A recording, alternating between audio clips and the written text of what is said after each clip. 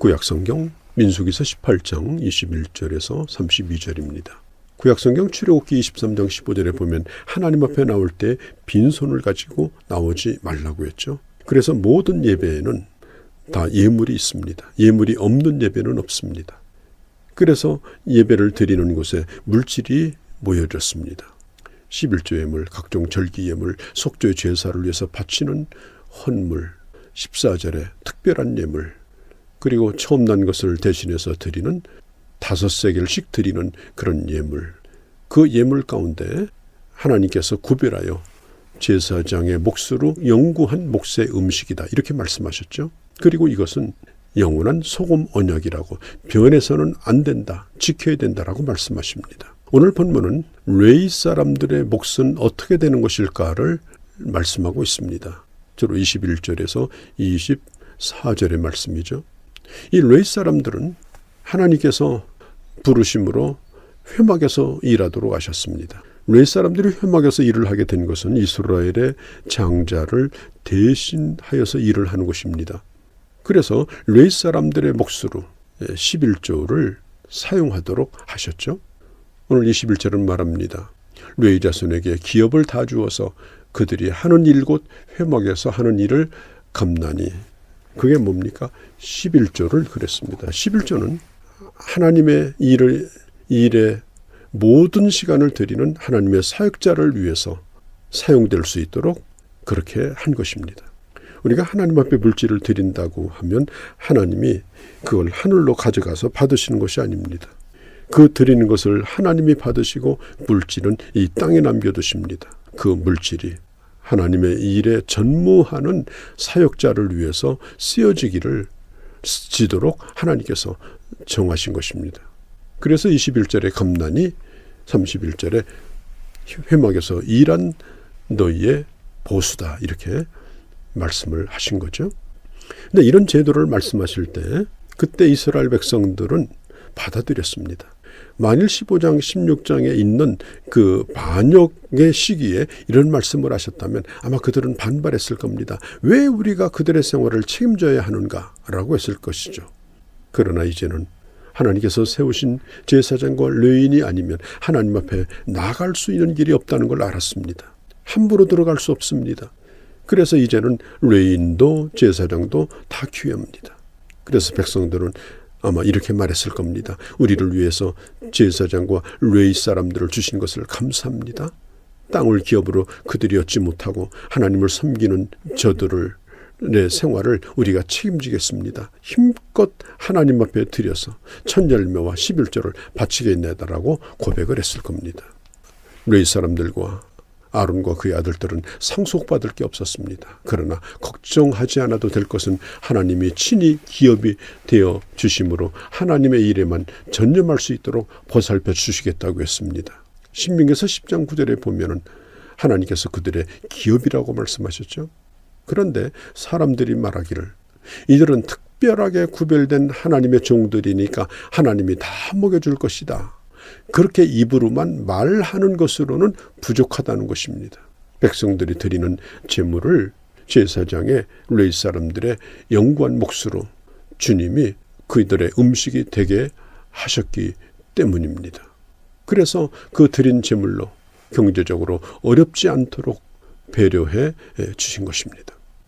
그러면 오늘날 이 말씀은 우리와 무슨 상관이 있을까요?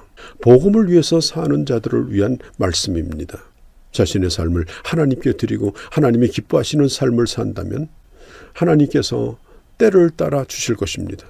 적게 주시면 적게 먹고 많이 주시면 많이 먹겠다는 마음 가지고 하나님을 의지한다면 하나님께서 때를 따라 채워주십니다. 저의 경험에 의하면 넘치지도 모자라지도 않게 하나님이 주셨습니다.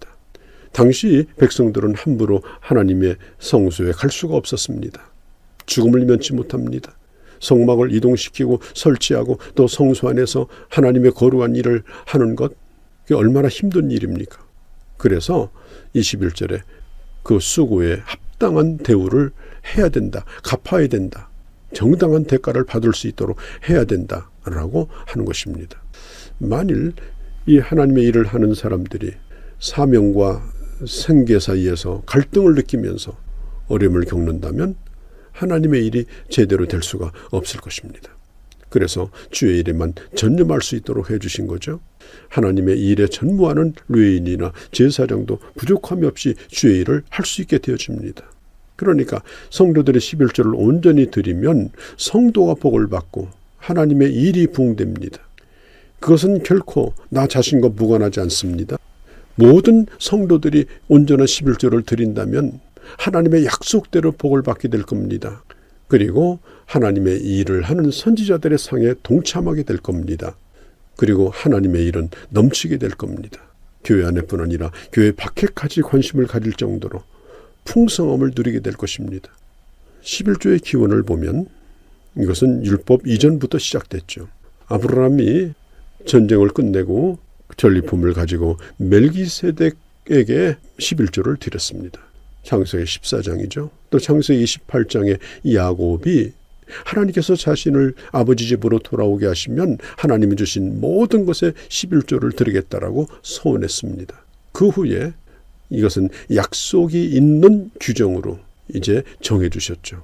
마태복음 23장 23절에 보면 우리 주님은 이것도 행하고 저것도 버리지 말라 그랬습니다. 여전히 11조는 유효하다는 말씀입니다. 그러나 율법적으로 억지로 하는 것은 좋은 모습이 아니라는 것입니다.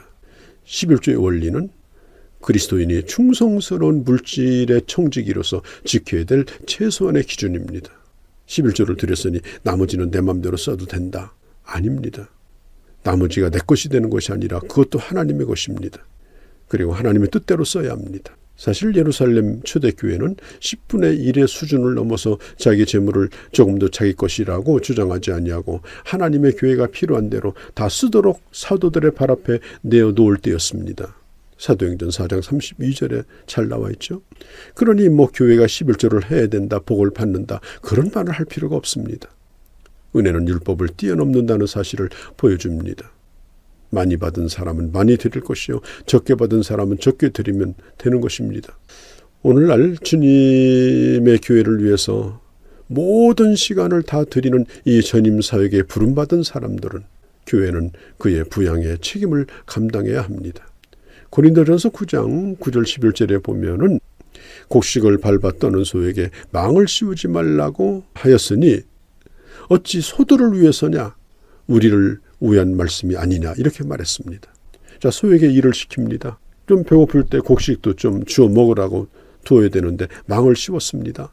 죽도록 일을 시켰는데 망을 제거하지 않으면 결국은 굶어 죽습니다. 그럼 다음부터는 누가 일을 해야 됩니까? 소 대신 사람이 일을 해야 되는 겁니다.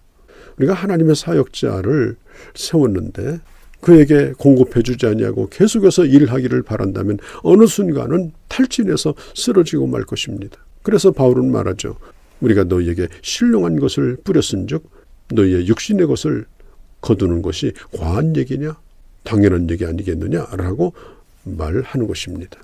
생계와 목회 사이에서 사역자들이 고민하지 아니하고 그 사역에 전념할 수 있도록 성도들은 뜨거운 마음으로 사역자를 지원해야 합니다. 백성들이 자신들처럼 땅을 기업으로 받지 않은 그런 제사장과 레위인을 부양하는 책임을 지는 것은 마땅한 일입니다.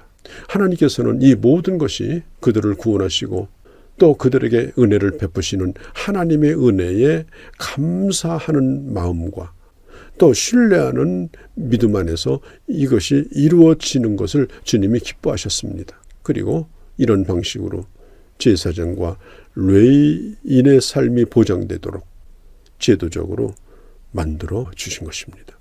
기분 내키는 대로 한다든지 형편에 따라 한다든지가 아니라 제도적으로 온전히 그 일을 잘 감당해야 한다라고 하는 것입니다.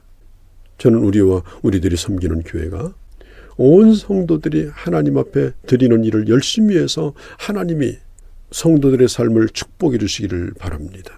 그리고 교회도 풍성하여서 이제는 교회를 관리하는 차원을 넘어서 세상 밖에까지 베풀고 나누어서 예수님의 사랑, 그리스도의 향기가 이 세상에 흘러가는 데까지 그렇게 풍성할 수 있기를 바랍니다. 오늘날 교회가 온 성도들이 하나님 앞에 마땅히 해야 될 자신의 의무만 다한다 할지라도 결코 하나님의 일에 부족함이 없을 것입니다. 풍성하여 교회 안에뿐 아니라 교회 밖에까지 우리 주님을 드러내며 또 그것이 하나님 나라 확장과 그리고 하나님의 교회 부흥으로 이어지게 될 것입니다.